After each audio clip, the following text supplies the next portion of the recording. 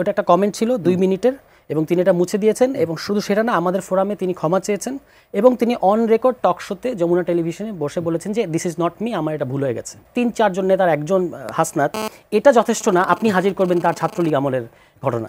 এবং যখন আমরা রুমিন আপার প্লটের বিষয় তুলবো তখন উনি বলবেন এটা তো আমি মানে উইথড্র করেছি। কিন্তু পার্থ ভাইয়ের কোথায় চলছে এটা একটু খেয়াল করেন। ওনারা চলতেছে এই ফৈন্নির বাচ্চারা একই, কিন্তু রুমিন আপার একই মেন্টালিটি উনারও, যে এই ফৈন্নির বাচ্চারা কেন ওয়েস্টিনে যাবে, ওয়েস্টিনে তো আমরা যাবো। 5ই আগস্টের পর একটা গণঅভ্যুত্থানের পর একটা প্রত্যাশা ছিল তো রাজনীতিতে নতুন বন্দোবস্ত আসবে, এই কথা আসছে, নতুন বয়ান তৈরি হবে, নতুন করে রাজনীতির একটা আমরা দেখব। সেখানে আমরা ভাই যেটা বললেন স্লোগান, আমরা যে ধরনের অশ্লীল স্লোগান দেখছি সেটা নিয়ে আলোচনা হয়েছে। রাজনীতিবিদরা যে ভাষায় একে অন্যকে আক্রমণ করছে, আপনি ফেসবুক স্ট্যাটাসও দেখলাম আপনি এই বিষয়ে কথা লিখেছেন। আপনি সব কিছু মিলে কেন আপনার আসলে মানে যদি বলি কেন এই ভাষাগুলো ব্যবহার হচ্ছে? আমি মনে করি যে পার্শ্ব প্রতিক্রিয়া, মূল ঘটনাটা কি। যেমন ধরেন আমি গত কয়েকদিন একটা ঘটনা বলি, আপনি যে নতুন বন্দোবস্তের কথা বললেন, এই নতুন বন্দোবস্তের প্রধান কথাটা কি, মানে প্রথম যে ব্যাপারটা আমরা দেখতে পাই সেটা হচ্ছে বিপুল অংশের তরুণরা রাজনীতির প্রতি আগ্রহী হয়েছেন।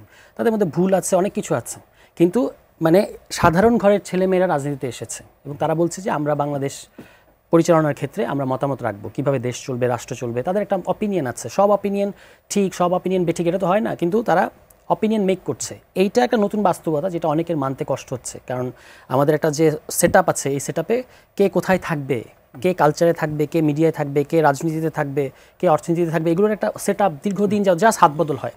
এখন এই যে নতুন যারা একটা মানে পুশ করছে যে আমরা এসেছি, আমাদেরকে রেকগনাইজ করো এবং আমাদেরকে মানে করো, জায়গা দাও, এইটা অনেকে মানতে পারছে না। যেমন আমাদের খুবই শ্রদ্ধা একজন পলিটিশিয়ান রুমিন ফারহানা আপা, উনি সম্প্রতি যে সীমানা পুনর্নির্ধারণের ইস্যুতে দেখলেন, আমি রাজনীতিবিদদের কথা বলছি কারণ ওনাদের কাছ থেকে কিন্তু আমরা শিখি।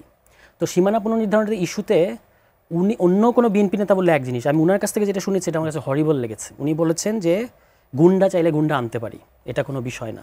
এটা আমি মানে শুনে কেঁপে উঠেছি যে রুমিন ফারহানা আপনার কাছ থেকে শুনছি কিনা। 1, 2 হচ্ছে উনি পরবর্তীতে হাসনাত আবদুল্লাহ তাকে বললেন যে উনি আওয়ামী বিষয়ক মানে সম্পাদক। এটা একটা রাজনৈতিক সমালোচনা, এটা সমালোচনা করেন আপনি যদি মনে করেন যে না এই কথাটা হাসনাত আবদুল্লাহকে এভাবে রুমিন আপাকে বলা ঠিক হয়েছে, এটা সমালোচনা করেন, কিন্তু তবু এটা একটা রাজনৈতিক সমালোচনা। এটার উত্তর দিতে গিয়ে রুমিন আপা কী বললেন যে এই ফকিন্নির বাচ্চা আমাকে এটা বলতেছে, বলেন চোরের মতো এরা থাকছে, ডাকাতের মতো দেখতে, বস্তির পোলাপানের সাথে আমাদের এখন রাজনীতি করতে হয়। এই হচ্ছে রুমিন আপার মানে রুমিন আপা, নান আদার দেন রুমিন ফারহানার। রুমিন আপার সাথে আমি অনেক টকশো করেছি এবং she is one of the finest among আস। হ্যাঁ, বাংলাদেশে এই মুহূর্তে যারা আছে যাদেরকে আমরা আমাদের একটা নারী নেত্রী কিন্তু তার বিষয়ে একটা খুব বাজে স্ট্যাটাস দিয়েছিলেন তিনি, আমরা এটা এন্ডোর্স করি নাই এবং তিনি ওটা একটা কমেন্ট ছিল 2 মিনিটের এবং তিনি এটা মুছে দিয়েছেন এবং শুধু সেটা না আমাদের ফোরামে তিনি ক্ষমা চেয়েছেন এবং তিনি অন রেকর্ড টক শোতে যমুনা টেলিভিশনে বসে বলেছেন যে দিস ইজ নট মি, আমার এটা ভুল হয়ে গেছে। কিন্তু রুমিন আপা কি ক্ষমা চেয়েছেন? রুমিন আপা আরও বলেছেন যে এটা বলা যে জাস্টিফাইড, এটা উনি এক একটা টক শোতে বলে বেড়াচ্ছেন। আমি তো তার কয়েকদিনের টক শো দেখলাম, উনি এটা বলাটাই যে ফকিন্নির বাচ্চা গালি দেওয়াটা, হাসনাত আবদুল্লাহকে বলেছেন হুইজ হাসনাত আবদুল্লাহ। এখন হুইজ হাসনাত আবদুল্লাহ যদি আপনি বলেন হাসনাত আবদুল্লাহ ইজ দ্যাট গায়, আপনি তার কবে ছাত্রলীগের কার সাথে তার একটা ছবি আছে এটা আপনি হাজির করেন। হাসনাত আবদুল্লাহ তো নিজেকে জুলাই মাসে প্রমাণ করেছে। এখন রুমিন আপা নিজে ওই 18 সালের যে অবৈধ নির্বাচনের যে পার্লামেন্ট, ওখানে কবে একটা জ্বালামি বক্তৃতা দিয়েছেন ওইটা উনি হাজির করতে পারবেন। আর জুলাই মাসে গণ অভ্যুত্থানের শীর্ষ টপ 3-4 জন নেতার একজন হাসনাত, এটা যথেষ্ট না আপনি হাজির করবেন তার ছাত্রলীগ আমলের ঘটনা। এবং যখন আমরা রুমিন আপার প্লটের বিষয় তুলবো তখন উনি বলবেন এটা তো আমি মানে উইথড্র করেছি। ঠিক আছে, তো এইটা হচ্ছে আমরা আশা করেছিলাম কি জানেন, যে বিএনপির একটা যারা মোর ওল্ডার, যেমন ধরেন ফজলুর সাহেব, উনি তো স্রেফ রাজাকারে বাচ্চা বলে দিচ্ছেন, হাবিব ভাই তো জিব্বা কেটে টেটে ফেলবেন এগুলো বলছেন। তারপর হচ্ছে আরেকজন ছিলেন, তিনি বলেছেন আমাদেরকে প্রস্রাবের প্রোগ্রাম ওফেনায় ভাসিয়ে দেবেন। ওইগুলো বাদ, রুমিন আপারা যারা আমাদের পালসটা একটু কাছাকাছি, তারা আমাদেরকে ভুল হলে শাসন করতে পারেন। আমরা কি কেউ তার আউট অফ রিচ? কেউ আউট অফ রিচ না, প্রত্যেককে উনি পার্সোনালি চেনেন, প্রত্যেকের সাথে যোগাযোগ আছে এবং ভুল হলে উনি কিন্তু বলতে পারেন যে তোমরা এরকম করো না, এটা ঠিক না। কিন্তু উনি যখন আমাদেরকে যে ভাষায় আক্রমণ করেছেন এবং ওনার পরিষ্কার ওনার দেখে বোঝা যাচ্ছে যে উনি শি ইজ নট হ্যাপি যে বাংলাদেশের রাজনীতিতে এই তরুণরা এসেছে যাদের কোনো ধরেন পারিবারিক লেগেসি নাই। এইটাই কিন্তু আমাদের প্রধান সংগ্রাম, যে আমরা বাবা চাচা মামার রেফারেন্সে রাজনীতিতে আসি নাই, আমরা আমাদেরকে প্রমাণ করেছি, আরও প্রমাণ করব।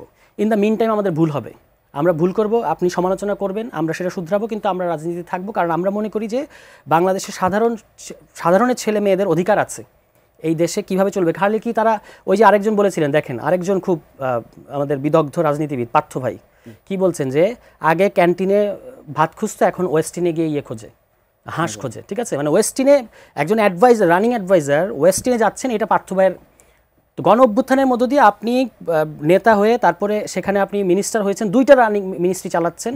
তিনি যদি ওয়েস্টিনে 1-2 বার যান, ওয়েস্টিনে যাওয়া কি এমন বিষয় ভাই? ওয়েস্টিনে মানে এমন তো না যে ওয়েস্টিনে না গেলে মানুষ ইয়ে না। কিন্তু পার্থ ভাইয়ের কোথায় জ্বলছে এটা একটু খেয়াল করেন। ওনার জ্বলতেছে এই ফৈন্নির বাচ্চারা, একই কিন্তু রুমিন আপার একই মেন্টালিটি উনারও, যে এই ফৈন্নির বাচ্চারা কেন ওয়েস্টিনে যাবে? ওয়েস্টিনে তো আমরা যাবো, ওয়েস্টিনে আমাদের জন্য সব কিছু রেডি থাকবে, এরা কেন যাবে? মিনিস্টার হওয়ার পর এরা পারবে না। তো আমি জিজ্ঞেস করি যে পার্থ ভাইয়ের অ্যাচিভমেন্ট কি? পার্থ ভাই মানে ওয়েস্টিন কি ওনাদের জন্য এটা ওনাদেরকে লিখে দেওয়া হয়েছে? এই যে ল্যাঙ্গুয়েজগুলো আমাদের যারা জাস্ট ধরেন শায়ন ভাই আমার অনেক সমালোচনা করেছেন, কিন্তু আমি ওনার কাছ থেকে অনেক শিখিও, এবং আমি মনে করি যে ওনারা আমাদেরকে বেশি বোঝেন, কাছাকাছি বোঝেন। তো এই যে পার্থ ভাই, শায়ন ভাই, রুমিন আপা, এই যে জেনারেশনটা আমাদের যারা একটু বয়স্ক বা একটু এক মানে জেনারেশন সিনিয়র, তারা কিন্তু আমাদের পালসটা বেশি বুঝতে পারা উচিত ছিল। সমালোচনা করেন 100 বার, যত ভুল করবো সমালোচনা করবেন, কিন্তু এই যে ল্যাঙ্গুয়েজগুলো, এটা আপনি ওই রাস্তায় একটা বাচ্চা ছেলে বা মেয়ে একটা কিছু বলছে, আন্দোলনের সময় একটা স্লোগান দিচ্ছে, সেটা যেমন নিন্দনীয়, একজন যখন জাদ্রেল পলিটিশিয়ানের মুখ থেকে যখন শুনি এটা আরও বেশি নিন্দনীয়। এবং এটা কিন্তু একটা bad example, bad precedence create করে।